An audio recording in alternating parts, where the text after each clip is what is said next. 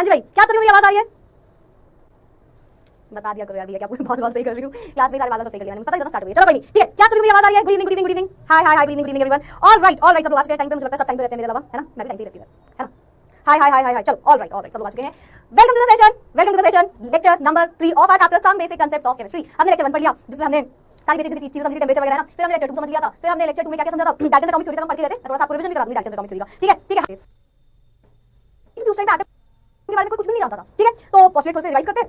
इन्होंने atom word कहां से डिराइव्ड है? एटोमियो से। एटोमियो का मतलब होता है इनडिविजिबल। ठीक है, 1808 में इन्होंने सारी बातें बताई थी। ठीक है, क्या क्या बताया था? इन्होंने बोला जो मैटर है ना, वो छोटे छोटे पार्टिकल से मिलकर बना है।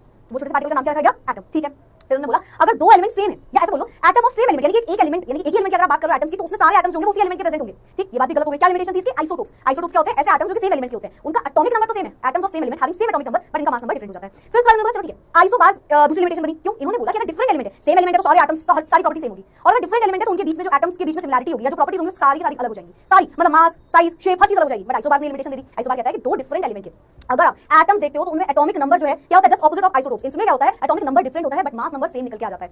Same mass number different atomic number, तो आइसोबारिक इनकी लिमिटेशन बन गई। ठीक है, फिर उन्होंने कई सारी बातें बोली कि छोटे एटम बहुत ही छोटे होते हैं, एक कंपाउंड में सबसे छोटी चीज एटम होती है ना, एटम से मिलकर सारी चीजें बनी हुई है, एटम को आप तोड़ नहीं सकते, बहुत सी बातें बोली और सारी सारी लिमिटेशन हमारे पास आ गई थी। ठीक है, तो ये तो हमने बहुत अच्छे से समझ लिया था। हमें एटॉमिक मास से समझना था। लास्ट क्लास में बोले थे मैम एटॉमिक मास होता है क्या? हमें तो मैम पता ही नहीं एटॉमिक मास की वैल्यू। लेकिन आज के सेशन में ये चीज बहुत अच्छे से पढ़ते हुए जाना, ताकि आपको चाहे एम्पिरिकल फॉर्मूला निकालने को बोले, चाहे आपको स्टोइकियोमेट्री का क्वेश्चन दे दे, स्टोइकियोमेट्री जिसे आप बोलते हो, चाहे आपको परसेंटेज कंपोजिशन का क्वेश्चन दे दे, चाहे मोल कांसेप्ट का क्वेश्चन दे दे, एटॉमिक मास हर जगह काम आने वाला है। ठीक है, हर जगह काम आने वाला है। चलो भाई, तो रेडी है सब एटॉमिक मास पढ़ने के लिए? हां, मुझे भी देखना है। कह रहा है मैम नोटिस देखना, जल्दी करिए। मॉलिक्यूलर मास होता है, नाम से बताओ, नाम से बताओ मुझे। फर्स्ट लेक्चर में चलो ठीक है, तौलने का प्रोसीजर बहुत अलग है, क्योंकि बहुत बड़ा कोई एलिमेंट नहीं है, कोई बहुत बड़ी चीज नहीं है, बहुत छोटे छोटे एटम्स है तो उसका मास निकल जाता है। एटॉमिक मास क्या होता है? It is the total mass of an atom. किसी भी एटम का टोटल मास क्या है? वही उसका एटॉमिक मास होता है। यानी कि जितने भी प्रोटॉन और न्यूट्रॉन है उसमें, यानी कि उसमें जितने भी प्रोटॉन्स और न्यूट्रॉन्स है, मैं उसको जोड़ दूं तो हमें पता चल जाएगा कि उसका मास कितना है। Atomic mass at least up to 20 तो आपको बहुत अच्छे से लर्न करना है। एटॉमिक मास लर्न करने की मैं आपको ट्रिक भी बता देती हूं। ठीक है, देखो चलो हम एटॉमिक मास की कुछ ट्रिक जान लेते हैं। मास निकालना आपको लर्न करना है, तो मैं इसको पेज को खराब नहीं करूंगा। किसको किसको अप टू 30 याद है? क्योंकि 20 तक नंबर जिसे आप z से, या तो एटॉमिक नंबर की जो वैल्यू है वो इवन नंबर है, और या तो होगा और है तो कुछ फॉर्मूला होगा। क्या फॉर्मूला है ना? अगर इवन है तो आप बोलना कि जो भी एटॉमिक नंबर है उसे 2 से मल्टीप्लाई कर देंगे, और अगर और है तो जो भी एटॉमिक नंबर है उसे 2 से मल्टीप्लाई करके उसमें 1 को ऐड कर देंगे। सिंपल तरीका है, बोलो भाई, सिंपल ट्रिक है, याद रहेगी सिंपल सी ट्रिक। हां, मैं तुमको नहीं बोल रही हूं, मैं तुमको मैंने फॉर्मूला बता दिया। और मैं एक बात बता दूं, इसमें भी देयर आर सारे एलिमेंट्स देखे जाते हैं, वैसे नाप रहे हैं, अब ज्यादातर ये फॉलो हो रहा है, लेकिन कुछ एलिमेंट्स इसमें फॉलो नहीं होता, तो एक एक्सेप्शन बन गया, उनका मास अलग आ रहा है। ठीक है, जैसे कि एक एग्जांपल होता है हाइड्रोजन, जैसे कि एग्जांपल होता है क्लोरीन, है ना? तो कुछ एक्सेप्शंस होंगे जो ये चीज फॉलो नहीं करते, अदरवाइज सारी चीजें ये फॉलो कर रहे होंगे। ठीक है ठीक है ठीक है ठीक है, क्लोरीन चाहिए। ठीक है, अब हम इसको हटा देते हैं और इसको हटा के हम जरा एक दो एटॉमिक मास निकाल के देख लेते हैं। ठीक है, चलो तो जैसे पहला हाइड्रोजन का एटॉमिक मास होता है 1। अब होना कितना चाहिए? एटॉमिक नंबर जब 1 होता है तो उसका एटॉमिक मास अगर हम बोले atomic mass A = P + N से निकलता है, प्रोटॉन और न्यूट्रॉन को जोड़ के। मैम इसका P + N अगर हम नहीं भी सोचेंगे तो आपने हमको ट्रिक बताई है कि जो भी Z आएगा, अगर ये एक ऑड नंबर है तो 2 से मल्टीप्लाई करके 1 को जोड़ दो, और इवन नंबर है तो 2 से मल्टीप्लाई करके केवल छोड़ दो। इवन और ऑड तो समझ गए, बट ये एक्सेप्शन कंडीशन है। कैसी कंडीशन है? ये एक्सेप्शन कंडीशन है। ठीक है, हाइड्रोजन का मास जो होता है इट इज 1 ओनली, A = 1 आएगा इसका। ठीक है, एटॉमिक मास की यूनिट क्या होती है? AMU। This is atomic mass unit, AMU। ठीक है, यूनिट होती है इसकी AMU। ठीक है, तो हाइड्रोजन का मास 1 ही होता है। हाइड्रोजन की एक्सेप्शन कंडीशन, वेरी गुड, कोई क्लियर है? ये एक्सेप्शन में हो गया। ठीक है, ये एक्सेप्शन में हो गया, गाना याद कर लो, पीरियोडिक टेबल का बाद में सब बाद में, पीरियोडिक टेबल काफी दूर है हमसे। ठीक है, हम उसके पास जाएंगे तब हम उसे याद करेंगे। चलो जल्दी से in the chat box what is the atomic mass of helium? Helium का एटॉमिक मास कितना होता है? देखो Z × 2 करना होगा, क्यों? क्योंकि एटॉमिक नंबर 2 होता है, इसकी Z की वैल्यू है 2, तो इवन नंबर हुआ और इवन के लिए मल्टीप्लाई कर दो तो 2 × 2 कितना हो जाएगा? 4 क्या? AMU, 4 AMU। चलो एक क्वेश्चन जल्दी से, हाइड्रोजन हीलियम के लिथियम बताओ। लिथियम एटॉमिक नंबर होता है 3 तो क्या हो जाएगा? Z × 2 + 1 वाला फॉर्मूला, तो 3 × 2 + 1 यानी कि कितना आ गया? 7, है ना? ऑक्सीजन बहुत जगह पूछा जाएगा। ऑक्सीजन जल्दी से, एटॉमिक नंबर होता है 8। What is the atomic mass of oxygen? बताओ एटॉमिक मास कैसे आएगा? मैम Z × 2 और क्या करेंगे? +1 नहीं करेंगे यार, इवन नंबर है तो कितना आ जाएगा? 16 AMU। वेरी वेरी इंपॉर्टेंट, बहुत जगह ऑक्सीजन का मास लिखना पड़ेगा तुम्हें। ठीक है वेरी गुड। अब मैं क्वेश्चन पूछने जा रही हूं, पहले चैट में देखूं कहां पे रुकी है। 460 सारे आंसर करेक्ट। अब आपको मुझे बताना है, मैं नाम लिख दूंगी बोर्ड में, मैं बोर्ड में नाम लिख दूंगी सल्फर का एटॉमिक मास, सल्फर का एटॉमिक मास। अब मुझे आप बताइए, और क्लोरीन का मैं बताती हूं, क्लोरीन एक एक्सेप्शन है, क्लोरीन का होता है 35.5, ये एक्सेप्शन कंडीशन में। ठीक है, अब आप बताइए atomic mass of potassium. What is the atomic mass of potassium? सबसे पहले बताने का नाम आएगा वापस, पोटेशियम का एटॉमिक मास ऑफ पोटेशियम × 2 + 1 कर दो तो 19 × 2 + 1, 9 × 2 = 18, 2 × 2 = 2, 3 38 + 1 39 AMU। This will B it's answer. ठीक है, आर्गन का एटॉमिक मास, आर्गन वैसे आर्गन नहीं, पोटेशियम पूछा जाता है, पोटेशियम पूछ सकता है आपसे, और किसका पूछेगा? हाइड्रोजन बता दिया, ऑक्सीजन बता दिया, फ्लोरीन वगैरह बस इतना। ठीक है चलो, तो कुछ एटॉमिक मासेस आपको याद करने थे, मैं टेलीग्राम पे आपको एक चार्ट भी भेज दूंगी जिसमें सारे एटॉमिक मास लिखे होंगे। मैक्सिमम टाइम्स ये ट्रिक फॉलो होगी, एक्सेप्शंस होंगे कुछ याद रखना, कुछ एक्सेप्शंस भी होंगे। जैसे बेरिलियम का होता है, बेरिलियम अगर मैं बेरिलियम का बोलूं तो बेरिलियम क्या होता है, atomic number 4, hydrogen helium lithium beryllium 4 atomic number है, तो मैम 4 into 2 करना चाहिए, 8 आएगा, बट नहीं, एक्सेप्शन में आता है 9 एमयू, ठीक है 9 एमयू। तो कुछ आपके पास एक्सेप्शन आएंगे ऐसे, बाकी सब इस तरीके से हो जाएगा। आपसे सोडियम का बहुत बार पूछेगा, सोडियम से बहुत बार पूछेगा, बोलेगा सोडियम का एटॉमिक नंबर बताओ, सोडियम सबको पता होगा क्या आएगा, एटॉमिक नंबर 11 होता है, इवन नंबर नहीं है और नंबर है, तो Z into 2 plus 1 कर देंगे, यानी कि 11 into 2 plus 1 which is 23, तो इसका आंसर आता है 23 AMU, ठीक है, तो ये सोडियम का आंसर आ गया, ठीक है। तो ये हमारे डिफरेंट डिफरेंट एटॉमिक मास निकल के आ गए। या मेरे को जल्दी से बहुत सारे, अरे बाप रे, आ ही गया समझ।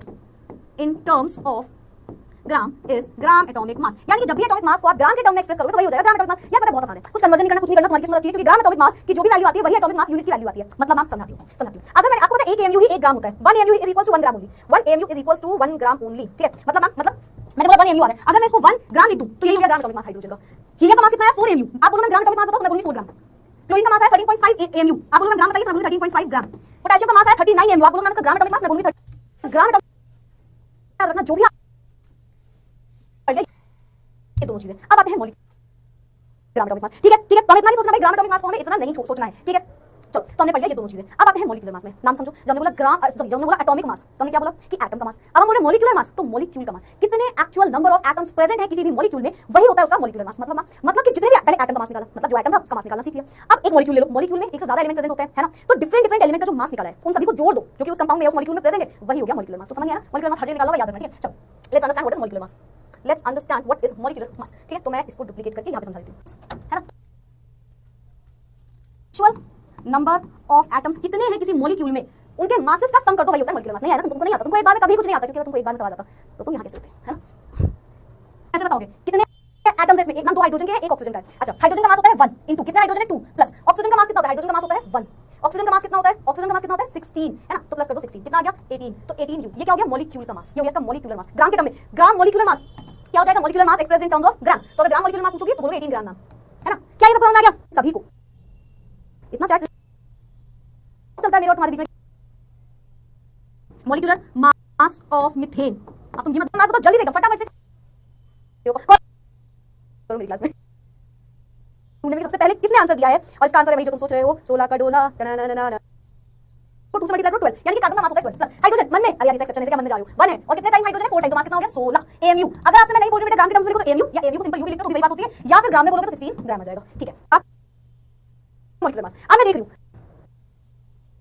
मॉलिक्यूल में आप ओवरऑल ग्राम के टर्म्स में एक्सप्रेस कर सकते हो, किसके टर्म्स में कर सकते हो, ग्राम के टर्म्स में एक्सप्रेस कर सकते हो, तो इसका पूरा मास आ गया, ठीक है। क्या ये सबको समझ में आ गया, क्या हमें समझ में आ गया बहुत अच्छे से, है ना। क्या ये हम सबको समझ में आ गया बहुत अच्छे से, जल्दी से हार्ड चार्ज कम दे रहे हो यार तुम लोग, तुम किसी और को दिल देके आते हो मेरी क्लास में, तभी तो सबसे कॉल करा देते हो मुझसे। अगर तुमने किसी और क्लास में जाके ये नहीं बोला ना कॉल तापुर मैम, फिर तुम देखना तुम लोग जो ये कर रहे हो सब लोग साइड पर धीरे-धीरे साइड कॉर्नर कर दोगे, नई केमिस्ट्री टीचर चाह रहे हो, तुम्हारी सारी चाल में समझ रही हूं, सारी चाल समझ रही हूं, बट मैं नहीं छोड़ सकती, मैं तुम्हें नहीं छोड़ूंगी भाई, है ये जैसे तुम्हारा वन साइडेड गेम चल रहा है, वन साइडेड लव है, समझे तुम। चलो हम मुझे अच्छा पढ़ा सैटरडे, तुम्हें पता मेरी क्लास है होते हैं उन कंपाउंड को कौन सा कंपाउंड बोलते हैं, कौन सा बॉन्ड होता है जिसमें आयंस प्रेजेंट होते हैं, तो कौन सा कंपाउंड होता है, जल्दी से I am waiting for answers, क्योंकि जो सबसे पहले बताता है उसका नाम दे देती हूं, है ना। तो सबसे पहले देखते हैं कौन बताने वाला है, ठीक है ठीक है ठीक है। कौन से कंपाउंड होते हैं, कौन से कंपाउंड होते हैं, वेरी मतलब मैंने नहीं पढ़ा यार, तुम लोग बहुत सारे स्टूडेंट्स हो, बहुत सारे स्टूडेंट्स हो तुम लोग, तो तुम लोग मतलब आंसर लिखते तो बहुत ही नीचे चला जाता है। ऐसे नोट्स में ऐसे लिखो, आयंस आते हैं तो उसका मास निकालोगे तो फॉर्मूला मास है, होता मॉलिक्यूलर मास ही है, बट ये आयनिक कंपाउंड होता है। हम नहीं समझ में आया, चलो एग्जांपल समझते हैं। सारी जैसे लोगों की क्लास में कैसी आर्मी होती है, हम रेड हार्ट, हमारी गैंग बहुत अलग है, बट अच्छी बात है, मतलब बड़ों क्लास में आयंस प्रेजेंट होता है जैसे कि सोडियम क्लोराइड NaCl। अब Na का आयन है, Na क्या मैम, ये का आयन है, Na पॉजिटिव, Cl का आयन है मैम, Cl नेगेटिव, है ना। आयंस मिले आपस में आयनिक कंपाउंड, तो मैं इसका मास निकालूंगी, मास तो ऐसे ही निकालूंगी जैसे निकालती हूं, सोडियम का मास होता है 23, क्लोरीन का मास होता है 35.5, है ना। मास मैंने वैसे ही निकाला सेम तरीके से, है ना। मास कितना आ गया 0.5567834 58.5, मास सेम तरीके से निकाला, बस ये आयन कंपाउंड का है, एक आयनिक कंपाउंड का है, तो हमने बोल दिया फार्मूला मास, समझे। सेम तरीका मॉलिक्यूलर मास ही फार्मूला मास सेम, बस यहां पे आयंस की बात होती है। Formula mass of substance is defined as the sum of the atomic masses of the constituent atoms, ये तो तुम लोगों वाली डेफिनेशन हो गई, इन एन आयनिक कंपाउंड, ये किसी आयनिक कंपाउंड की बात हो रही है। This is generally used for the ionic compound which do not contain discrete molecules, अलग-अलग मॉलिक्यूल्स में आयंस के फॉर्म में प्रेजेंट है, but ions as their constituent units. हमें यानी तीनों चीजें 75.5 is the right answer, perfect, ठीक है। क्या हमें तीनों चीजें बहुत अच्छे से रट गई, क्या हमें तीनों चीजें बहुत ही अच्छे से रट गई। अगर मैं इसको ग्राम के टर्म्स में बोलूंगी तो 58.5 ग्राम लगा देना। क्या हमें तीनों चीजें बहुत अच्छे से याद हो गई, करवाने के लिए आया है एवरेज एटॉमिक मास। जैसे कार्बन 3 आइसोटोप्स होते हैं कार्बन के, C12 C13 C14, मैंने बोला कार्बन का मास बताओ, तो मास तो 12 हो गया मैम, लेकिन एवरेज मास कैसे निकल के आता है, किसका 12 हुआ, मतलब आप C12 का पूछ रहे हो, C13 का पूछ रहे हो, C14 का पूछ रहे हो, तो अगर कोई एक आइसोटोप होता है क्या, कंफ्यूज हो रहा है तो लिख देंगे, वैसे तो नेक्स्ट चैप्टर में है।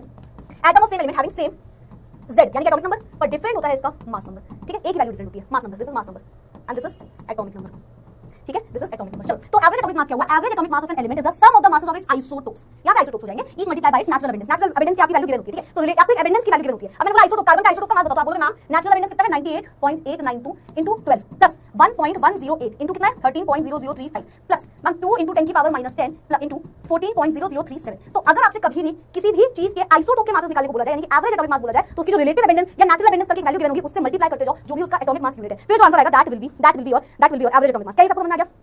क्या हम सबको ये भी बहुत समझ में आ गया? यस तो क्लियर कर दो भाई मुझे। 12.01 समथिंग इसका आंसर आ रहा है। वेरी गुड, जिसने आंसर दिया वेरी गुड, सभी दे रहे। 12.01 करके आ रहा है, चेक कर लेना। ठीक है, चलो क्या ये सबको समझ में आ गया? बहुत अच्छे से। Is this clear each and every one of you? जल्दी से तुम लोग हर चीज का मतलब पूछना तुम्हें, यानी कि हर क्वेश्चन का लिख लो। अभी भी डाउट है तुमको तो हर क्वेश्चन का मतलब पूछे, ठीक है? हर वर्ड का मतलब पूछे जो मैं पढ़ा दिया, दैट इज मतलब बच्चे हो ना, मतलब बच्चे हो तो ना, ऐसे वाले बनोगे ना।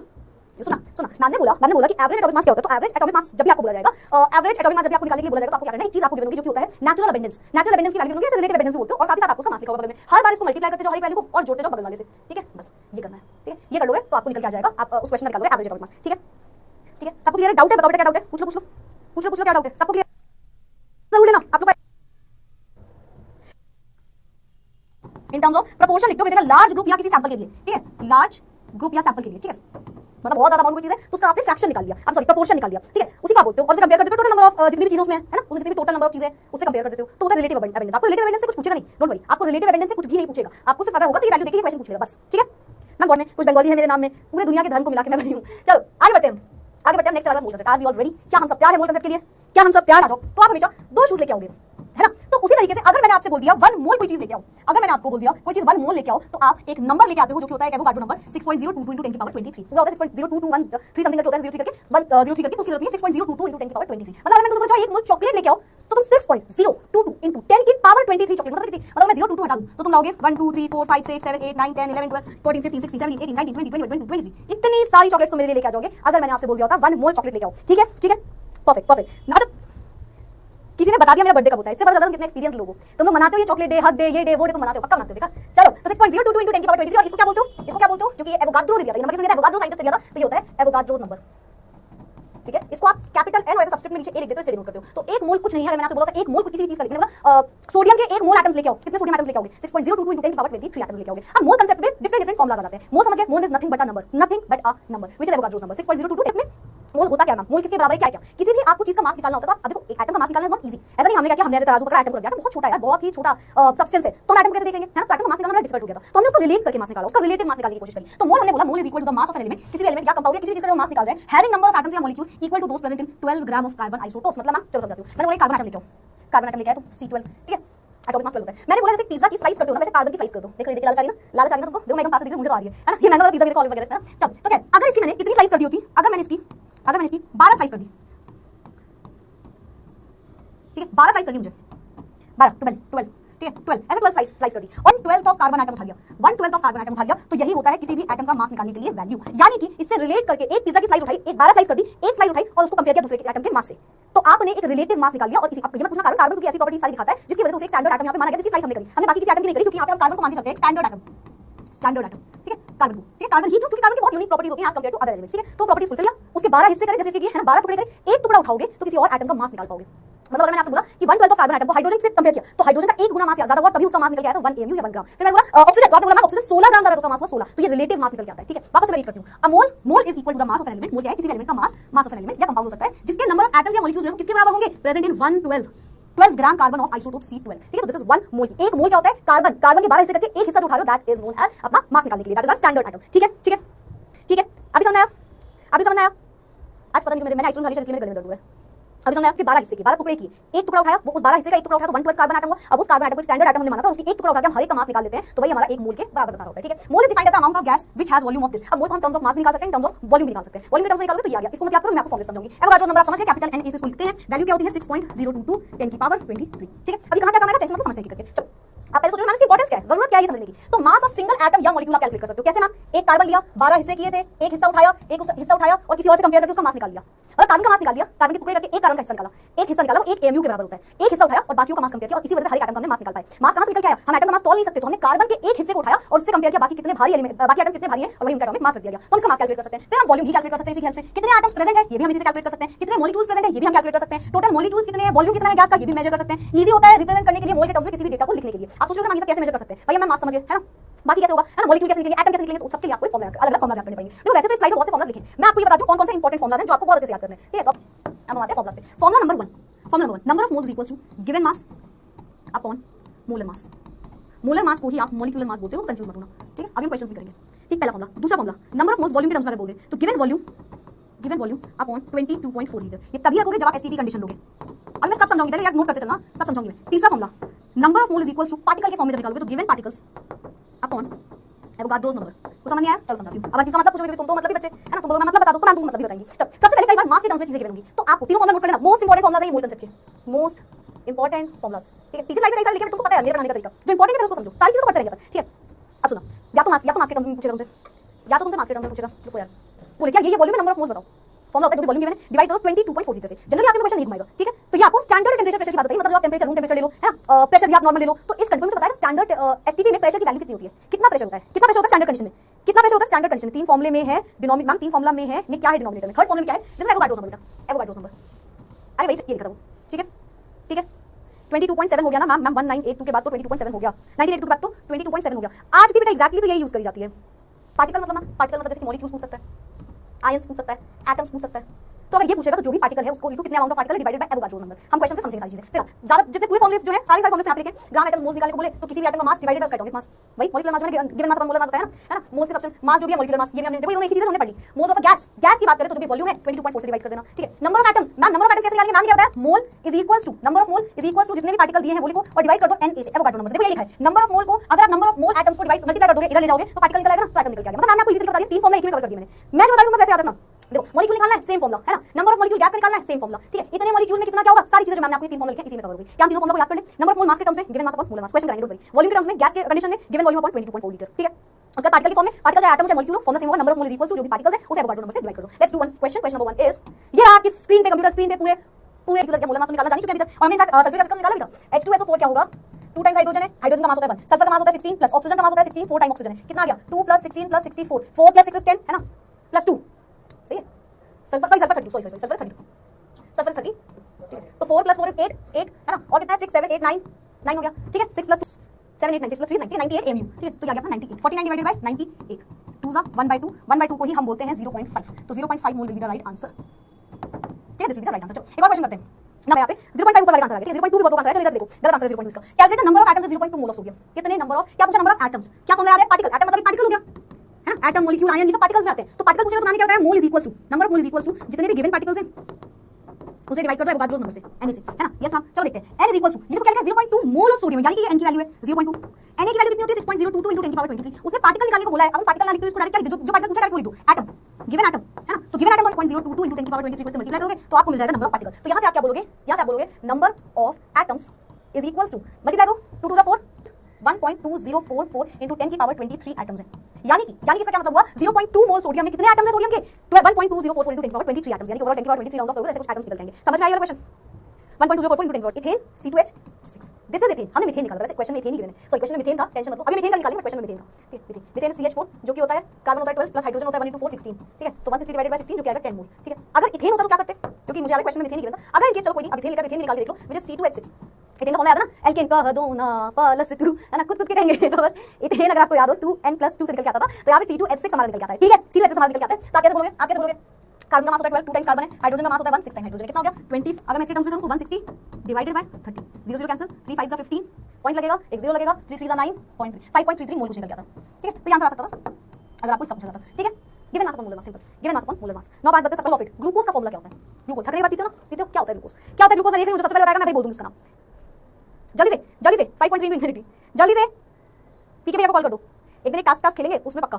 देखते हैं क्वेश्चन सुनो ध्यान से, how many grams of glucose contains 5 moles of it, कितने ग्राम ग्लूकोज में 5 मोल उसके प्रेजेंट हैं, किसकी वैल्यू मैंने 5 मोल यानी कि मोल की, n की वैल्यू मैंने, this is what this is n। तो अभी क्वेश्चन समझ में आया तो सोचो गिवन क्या है, उसका फॉर्मूला सोचो फिर उसके बाद लिखो, ठीक है? तो हम इतनी सोच पा रहे हो तो क्वेश्चन ना कर लेते हैं हम, नाइस। चलो तो how many grams of glucose होगा, मल्टीप्लाई कितना होगा, कार्बन 12 13 18 180 ग्राम है, तो डिवाइडेड बाय 180, क्या करेंगे भाई, दिया होगा आंसर, इसको मल्टीप्लाई कर दो तो x की वैल्यू आ जाएगी, तुम्हारी x की वैल्यू क्या आ रही है 5 × 180, ठीक है? 5 × 180, रोने मत जाना, ठीक है? 5 0 0 8 5 40, 5 1 5 प्लस 4 9 900 ग्राम, सॉरी क्या निकाला था, मास निकाला था 900 ग्राम, जिसका आंसर है वेरी गुड, जिसका नहीं आ रहा है फिर से सुनो क्वेश्चन को, इसका नहीं आ रहा है फिर से सुनो, बोलता how many gram of glucose is present in 5 moles of it, देखो कैसे क्वेश्चन याद हो गया, हाउ मेनी, और सॉल्यूशन नहीं याद हो पा रहा है, how many gram of glucose, कितना मास है ग्लूकोज का, कितना मास है ग्लूकोज का 5 ग्राम ग्लूकोज में, सॉरी 5 मोल ग्लूकोज में, 5 मोल ग्लूकोज में कितना मास है ग्लूकोज का, तो नंबर ऑफ मोल गिवन है, मास है तो समझ फॉर्मूला गिवन, तीन फॉर्मूला याद कराया मैंने तुम्हें, गिवन मास अपॉन मोलर मास, गिवन वॉल्यूम अपॉन 22.4 लीटर, और साथ ही साथ लास्ट में क्या था, given particle upon Avogadro number, तीन फॉर्मूले से तुम सारे क्वेश्चन कर लोगे, ठीक है? तो गिवन मास अपॉन मोलर मास लगाना है, गिवन मास हमें पता ही नहीं है, मॉलिक्यूलर मास हमने इसलिए निकाल लिया क्योंकि ग्लूकोज का फॉर्मूला पता है, तो मॉलिक्यूलर मास निकाल लेंगे। अब जो भी मोल्स थे उसको इधर फॉर्मूला से फॉर्मूला पुट कर लिया, वैल्यू मल्टीप्लाई कर दो। Are you all ready for the next question?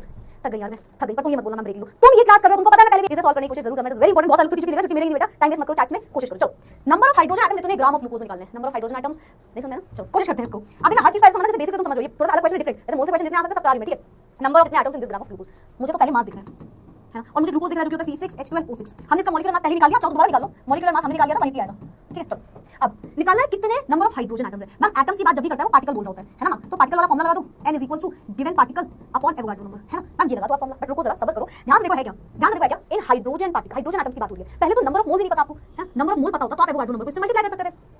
Question समझे आप क्वेश्चन समझे नहीं, number of mole is equal to given particle upon Avogadro number, है ना, ये तो है number of mole is equal to given particle. यहाँ पे एटम की बात हो रही है तो एटम अपॉन एवोगाड्रो नंबर, ना एवोगाड्रो नंबर तो वही होता है ना। तो मैम एटम निकालने हैं, तो मैम अगर हमें मोल पता होता तो हम ये क्वेश्चन कर लेते मल्टीप्लाई करके, बट हमें नंबर ऑफ मोल पता नहीं है। लेकिन नंबर ऑफ मोल अगर नहीं भी पता है, अगर नहीं भी पता है तो भी देखो उसने तुम्हें कुछ दिया हुआ है, उसने तुम्हें मास दिया हुआ है, तो नंबर ऑफ मोल तो मास की फॉर्मूले से निकाल सकते हैं। देखो तुम इस क्वेश्चन को रिपीट करने को बोलने वाले हो और मैं चाहती हूँ मोलर मास, है ना। तो नंबर ऑफ मोल मास कितना है 90, मॉलिक्यूलर मास हमने पहले ही निकाल लिया था, तो दोबारा निकालो, सेम ही आएगा 180। तुम 4 बार निकालोगे बेटा मास सेम आएगा, 0 0 कैंसिल, की वैल्यू कितनी आ जाएगी 9 2 18 1/2 व्हिच इज 0.5। तो 0.5 मोल्स हमारे आ गए, ये हमारे आंसर आ गया। क्या उसने हमें नंबर ऑफ मोल निकालने को बोला है? No ma'am. क्या बोला है मैम? एटम्स बोला है। चलो यानी कि ये हमारा आंसर नहीं है, एग्जैक्ट एटम्स निकालने। अब सुनना एटम्स क्या होता है ma'am, number of mole is equal to given atoms upon, सब गलत आंसर निकालोगे देखना, अपॉन मैम एवोगाड्रो नंबर यानी 6.022 10 की पावर 23। ठीक है, नंबर ऑफ मोल आ गया 0.5, इसको मल्टीप्लाई करोगे यहाँ ले जाके 6.022 into 10 की पावर 23, तो गिवन एटम्स आ जाएंगे हमारे पास, है ना। सबका आ गया, बहुत सारे लोग आ गए, वेरी गुड 3.0 वेरी गुड 9 किसी ने लिखा है। अब सुनना मेरी बात, ये आंसर आया पर ये भी फाइनल आंसर नहीं है। ये तो नंबर ऑफ एटम्स आ गए, बट नाम ये फाइनल आंसर क्यों नहीं है? फिर ये फाइनल एटम्स क्यों नहीं है, फाइनल आंसर क्यों नहीं है? क्योंकि ये आपने ग्लूकोज के सारे एटम्स निकाल दिए, स्पेसिफिकली उसने बोला था हाइड्रोजन बताओ कितने हैं, ये तो आपने मॉलिक्यूल निकाल लिए। क्या कह रहे हो मैम, फॉर्मूला तो सही लगाया था, सही है, सब कुछ सही है। आपने क्या लिखा, आप ग्लूकोज के लिए भी सारी चीजें निकाल रहे हो, पर क्या आपको ग्लूकोज के एटम्स निकालने हैं? ग्लूकोज के लिए, और ग्लूकोज के लिए निकालोगे तो भी नहीं आता। ग्लूकोज के निकालोगे तो टोटल ग्लूकोज में कितने एटम्स हैं, इसको देखो, ये आपने मॉलिक्यूल्स निकाल लिया पूरा, समझे। स्पेसिफिकली अगर मुझे हाइड्रोजन एटम देखते हैं किसको किसको एक बार समझ में आ जाता है, क्योंकि रिपीट तुम तभी करोगे नहीं आया, और मैं कोशिश इतनी डिटेल में बता रही हूं कि तुम रिपीट ना बोल पाओ। ठीक है, सुनना, हाइड्रोजन एटम बोला है, कितने हाइड्रोजन है ग्लूकोज में मैम? 12 हाइड्रोजन एटम है। ठीक है, एक पूरे में इतने एटम है तो 12 में कितना होगा 12 into दिस वैल्यू 3.0110 into 10 की पावर 23। इसका आंसर कितना आ जाएगा 0 12 1 12 1 carry 12 1 12 13 1 carry 1 atoms, hydrogen atom. अब सुनना हुआ क्या, जिसको अभी भी समझ में नहीं आया वो सुनना, जिसको अभी भी समझ में नहीं आया वो ध्यान से सुनना मेरी बात को। ठीक है, तो प्लीज रिपीट 30 पार्टिकल है, उन्हें डिवाइड कर दो एवोगाड्रो नंबर से। ठीक, तो नंबर ऑफ एटम्स तक पहुंच गए। मेरे ख्याल से यहां तक कोई दिक्कत नहीं आई होगी। अगर तुम्हें इन दो स्टेप्स में दिक्कत आई है तो मैं कुछ नहीं कर सकती, क्योंकि हम 5 बार एक चैप्टर पढ़ नहीं सकते, तो ये तो सेम बात होगी। अगर आपको रिपीट करवाना है, मैं इतना आशा कर रही हूँ कि आपको यहां से रिपीट करवाना है, वो बात आप समझ गए। नंबर ऑफ मोल्स निकाले ताकि हम इस फॉर्मूले में पुट करके गिवन एटम्स निकाल पाएं। ठीक है, ये कहां से आया मैम? तो आपने जो एटम्स, आपने जो पूरे पार्टिकल्स निकाले, आपने पार्टिकल्स निकाल दिए, आपने सही किया, पर आपने सारे के सारे पार्टिकल्स निकाल दिए, आपने ये पार्टिकल्स की वैल्यू निकाल दी। आपको निकालना क्या था? आपको निकालना क्या था? आपको हाइड्रोजन एटम बताने ग्लूकोज में कितने। आपको बोला था नंबर ऑफ हाइड्रोजन एटम इतने ग्राम ग्लूकोज में कितने, मतलब इतने 90 ग्राम ग्लूकोज में हाइड्रोजन के कितने एटम्स प्रेजेंट है। एक ग्लूकोज में कितने होते हैं 12 हाइड्रोजन, तो 90 ग्राम में 180 ग्राम में कितने हाइड्रोजन है 12 हाइड्रोजन। 90 ग्राम में कितने हाइड्रोजन, 1 ग्राम ग्लूकोज है, 180 ग्राम ग्लूकोज है, अब पूरा 90 ग्राम ऑफ ग्लूकोज है। अब मुझे बताओ एटम्स कितने प्रेजेंट होंगे, तो नॉर्मल एटम्स का फॉर्मूला लगा दिया। अब एक मॉलिक्यूल ग्लूकोज के एक मॉलिक्यूल में इतने हाइड्रोजन प्रेजेंट है, इतने हाइड्रोजन प्रेजेंट है, तो इतने सारे मॉलिक्यूल है, आपने बेसिकली मॉलिक्यूल की वैल्यू निकाल दी है। अगर मैं तुमसे बोलूं एक मॉलिक्यूल ग्लूकोज में कितने हाइड्रोजन, तो बोलोगे मैम एक मॉलिक्यूल का मतलब है C6H12O6, उसमें 12 हाइड्रोजन है, तो इतने सारे मॉलिक्यूल्स में कितने हाइड्रोजन होंगे, एक में 12 है तो इसमें कितने होंगे, दिस into 12, तो मैंने दिस into 12 कर दिया, सिंपल। इतने मॉलिक्यूल्स थे, उसमें एटम्स निकालने हैं, तो जितने भी है एक मॉलिक्यूल में 12 हाइड्रोजन है, तो कितने मॉलिक्यूल में कितने हाइड्रोजन होंगे मल्टीप्लाई करके, सिंपल यूनिटरी मेथड है। अब समझ में आया? समझ में आ गया ना सबको? मैम योर एज नहीं पूछेगा तुमसे एग्जाम में, नहीं समझ में आ गया बात, पक्का समझ में आ गया, वेरी वेरी, आप लिख सकते हो, देख सकते हो, हम आगे बढ़ जाते हैं।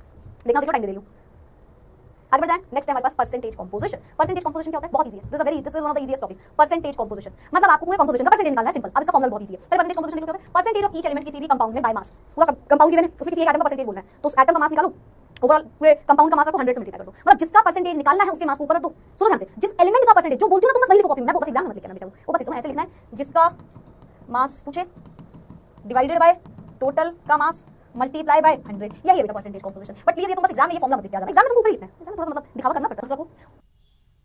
तो मॉलिक्यूलर मास बोल के हो रहा है मुझे लग रहा है, तो मॉलिक्यूलर मास रख दो, मल्टीप्लाई कर देना 100 से, वो आ जाएगा आपका परसेंटेज कंपोजिशन। ठीक है, मैं इतना नहीं देखूंगा, फॉर्मूला लिखो n into m divided by m is molecular mass, and उसके नंबर ऑफ एटम्स है 2 1, जिसे बोलो मैं कॉल कर दूंगी। आज से ये चैलेंज स्टार्ट हो रहा है तुम्हारा, समझ लो, आज से, आज के बाद मेरी किसी भी क्लास में 1 बजे छुट्टी नहीं लिखा ना, तो मैं कॉल कर दूंगी, जिसे तुम बोलोगे उसे, समझे तुम लोग।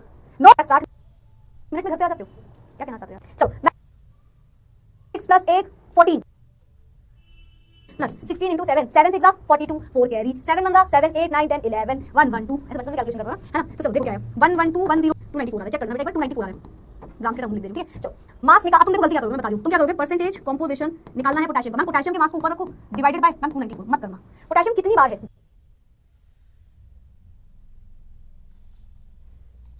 2 बार है, 2 बार है, मतलब इसको मल्टी यानी कि ऊपर कितना आ जाएगा 78 आएगा। Percentage composition is equals to 78 है, 9 to 18 3 to 6 78 divided by 294 into 100 25.3 आपको समझ आ रहा है, चेक करना, कैलकुलेट करती हूं मैं 76.8 बोल रहा उसके मास को ऊपर रखा, और जितने time 2 time 2 time 5 time 5 time 1 time तो 1 टाइम, और डिवाइड किया टोटल के मास से, मल्टीप्लाई कर दिया 100 से, परसेंटेज कंपोजिशन क्लियर हुआ। क्या तुम 6.03 को लिख रहा है, 32 इंटू 2 प्लस 16 इंटू 7 ये आ रहा है 294 सही आ रहा है 70 से गिरने वाली थी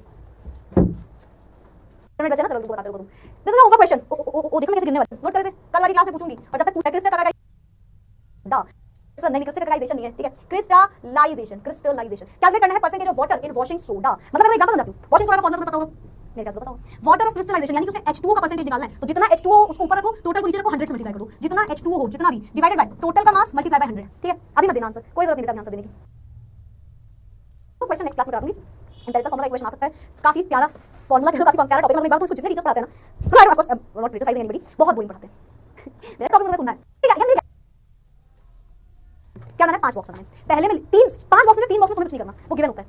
5 में से 3 और नहीं गिवन नाम तो तुम निकालना ऑलरेडी सीख चुके हो, वो 3 बॉक्स में निकालने आते हैं, समझाऊंगी मैं। 5 बॉक्स बनाना है, क्या बनाना है, ये सब भूल जाओ, इतना नहीं, सिंपल तरीका है। देखो आपको बनाना है 5 बॉक्स, ठीक है, मतलब 5 एंड 3 से आपको बनाने की जरूरत है, मैं बताऊंगी इसमें क्या करना है, ठीक है। बहुत आसान है एम्पिरिकल फॉर्मूला, बहुत ही ज्यादा आसान। सबसे पहले आपको एलिमेंट का नाम लिखना है। अब सोचो एलिमेंट का नाम और क्या ले लें, क्लोरीन है, मान लो, ऐसे मत मानो, सोडियम है, ठीक है, हाइड्रोजन है, ऑक्सीजन है, ये मान लो, 3 मान लिए। एलिमेंट आपको गिवन होता है ज्यादा, ठीक है। तो पहला बॉक्स हमारा हो गया, हमें पहले बॉक्स में कोई दिक्कत नहीं है। परसेंटेज कंपोजिशन निकालना चाहते हैं, परसेंटेज कंपोजिशन निकालना सीख लिया, वो भी ज्यादा गिवन होगा। मान लो इसका दिया 28%, या ऐसा करो थोड़ा इजी मान लेते हैं 30%, जिसका पूछा है डिवाइडेड बाय, जैसे सोडियम का पूछा होता, सोडियम का मान सकते, ओवरऑल का मान सकते, 100 से मल्टीप्लाई कर देते, ठीक, गिवन होगा ज्यादातर। तीसरा भी बहुत इजी होता है, एटॉमिक मास, एटॉमिक वेट। अगर नहीं गिवन होगा निकाल लो ना, सोडियम का होता है 23, हाइड्रोजन का होता है 1, ऑक्सीजन का होता है 16। अब बताओ कोई दिक्कत यहाँ तक तो किसी को कोई दिक्कत नहीं आ रही है। अगर आ रही है तो आपको डॉक्टर के पास जाना है, क्योंकि इसमें दिक्कत होता है। तो 3 बॉक्स में हमने कोई दिमाग नहीं लगाया, और अगर लगाना भी है तो हम ऑलरेडी पहले ही पढ़ के आए, ठीक है, हम ऑलरेडी पहले ही नहीं पढ़ा, वहां मत बोलना, रिपीट बोल मत देना वहां पे, ठीक। 4 एंड बॉक्स नंबर 5 में, ठीक है, मोल्स ऑफ एटम्स निकालने का, पर मैं इतना नहीं लिखूंगी, ठीक है, मैं कॉर्नर में लिख रही हूँ कि मैम की ट्रिक से आपको समझना है। मोल्स ऑफ एटम्स, ठीक है, और बॉक्स नंबर 5 में आप रेशियो निकाल दो, ये बॉक्स 2 है, ठीक है। चलो the trick is box 2 divided by box 3, बस तुम्हें यही ट्रिक है। तुम मैं नहीं बता रही परसेंटेज को, मैं बताऊंगी उतना समझना। एम्पिरिकल फॉर्मूला क्या होता है ये बता, कल की नेक्स्ट क्लास में एम्पिरिकल फॉर्मूला को डिटेल में परसेंटेज लिखना है, आज उसका सॉल्यूशन दिया हुआ है। पहले बोलेगा पहला स्टेप करो, तीसरा मत करो यार, बॉक्स बनाओ सिंपल। एक बड़ा सा बॉक्स जिसके 5 हिस्से करें, पहले में हमने लिख दिया एलिमेंट का नाम, दूसरे में लिख दिया परसेंटेज कंपोजिशन, तीसरे में लिख दिया एटम का मास, और चौथे बॉक्स में दूसरे और तीसरे बॉक्स को डिवाइड कर दिया। यानी चौथे बॉक्स में हम करेंगे 30 डिवाइडेड बाय 23, 20 डिवाइडेड बाय 1, और क्या 50 डिवाइडेड बाय 60। अब देखो अभी मैं इतना सॉल्विंग नहीं करी, मान लो या x या y या z, ठीक है, मान लो x y z है, कोई वैल्यू होगी। बॉक्स 5 में क्या करना है, बॉक्स 5 सिंपल ट्रिक याद रखना बहुत अच्छे से, बॉक्स 4 की स्मॉलेस्ट वैल्यू उठाओ और डिवाइड कर दो सारी वैल्यू से। अब तुम समझा दूं, इसमें सबसे छोटी वैल्यू उठाओ, मैं इसको लेट कर लेती हूं, ऐसा करते हैं, या ऐसा करते हैं, हम इसको डिवाइड ही कर लेते हैं, ज्यादा दिक्कत नहीं करेंगे, डिवाइड कर देते हैं। चलो 30 हर एक बॉक्स से डिवाइड कर दो, यानी कि 1.30 डिवाइडेड बाय 1.30, 1.30 है ना, 20 डिवाइडेड बाय 1.30, 3.125 डिवाइडेड बाय 1.30। क्या समझे, कुछ नहीं समझे, छुट्टी बोल रहे हो, समझो इट्स इजी। क्या करना है, सबसे पहले 3 बॉक्स में समझ क्या हुआ, एक एलिमेंट लिख दिया, आगे हम सुनो मेरी बात, एक एलिमेंट लिख दिया, एक में परसेंटेज कंपोजिशन लिख दिया, एक में हमने लिख दिया कि आपने एटम का मास। चौथे बॉक्स में क्या किया, बॉक्स 2 को बॉक्स 3 से डिवाइड किया, परसेंटेज कंपोजिशन को एटॉमिक मास से डिवाइड करते हुए चले कर दिया। नेक्स्ट बॉक्स में क्या करना है, बॉक्स 4 में जितनी भी वैल्यू आई है सबसे छोटी वैल्यू देख लो, डिवाइड करने के बाद आपको आंसर मिला होगा। सबसे छोटी जो वैल्यू आई है ना, बॉक्स 4 में हर वैल्यू से उसी वैल्यू को डिवाइड कर दो। सबसे छोटी आ गई ना 1.30, 1.30 divided by 1.30, 20 divided by 1.30, 3.125 divided by 1.30। अब आपको आंसर आएगा रेशियो, जैसे कि मान लो 1 आ गया, अब इसको यहां भी लिख सकते हो, इसलिए मैंने बोल दिया नेक्स्ट लिखा हुआ है बॉक्स, आता हो तो मत लिखो, उसमें अलग से लिख दो, जैसी आपकी मर्जी हो, ठीक है, जैसी आपकी मर्जी हो, चाहो तो लिख सकते हैं ना। जैसे मान लो इसका आंसर है 1, इसका आंसर है 2, इसका आंसर है 3, ये आ गया। अब यही आपका एम्पिरिकल फॉर्मूला है। आपका एम्पिरिकल फॉर्मूला क्या है, सोडियम के नीचे 1, हाइड्रोजन के नीचे 2, ऑक्सीजन के नीचे 3। ये मैंने एक रैंडम एग्जांपल दे दिया, यही होता है एम्पिरिकल फॉर्मूला। आपको और समझाऊंगी मैं भी, एग्जैक्ट एम्पिरिकल फॉर्मूला क्या है मैंने नहीं बताया, क्वेश्चन ये आने वाला है, मैंने बॉक्स तुमको समझा दिया, बस तुमको क्वेश्चन जैसे आएगा उसका सबसे इजी तरीका है, डिब्बा बनाया, 5 लाइन खींची, पहले में हमने एलिमेंट का नाम लिखा, दूसरे में हमने उसका परसेंटेज लिखा, प्लस रेशियो लिख सकते हो, वरना चाहो तो यही लिख देना। क्वेश्चन बहुत अच्छे से in the chat box follow कीजिए, तो पढ़ने वाले हैं नेक्स्ट क्लास में। जैसे मुझे आज स्टोइशियोमेट्री पढ़ानी थी, पर ठीक है कोई बात नहीं, कोई आ जाएगा जी सर। मैम शादी पे नहीं है, तो सोचा मौका मिल गया मैं बता देता हूं। कह रहे थे कि कॉल आपको कॉल करने को कहते हैं, बट मैंने मैं ये गेम नहीं खेल सकती। तो कैसे क्लास बहुत ज्यादा बच्चे हैं तो बहुत अच्छे, क्योंकि बहुत प्यार से पहुंचाया तुमने, मुझे उम्मीद है कि तुम लोगों को मजा भी आ रहा होगा केमिस्ट्री क्लासेस में, और बड़े वाला फील आ रहा नहीं आ रहा है क्या, बड़े अभी सर बच्चे बता रहे छुट्टी देख रहे हो चैट पे क्या चल रहा है, छुट्टी दे दो सर, 10 मिनट पहले से बताते हैं, 9 मिनट बचे, 8 मिनट बचे, 7 मिनट बचे, पता नहीं क्यों नहीं पढ़ना है इन्हें। ये आदत सुधारना है क्यों, क्योंकि ये आदत सुधारना पड़ेगा, तुम बड़े हो गए, अब 1 घंटा 1.5 घंटा 2 घंटा 2.5 घंटा लग के पढ़ना पड़ेगा, सबने बड़े तो मेहनत तो करना पड़ेगा। बिल्कुल तो ह्यूमैनिटीज वाले बच्चों से एक दिन में मिल लिया कल 11th वाली क्लास में।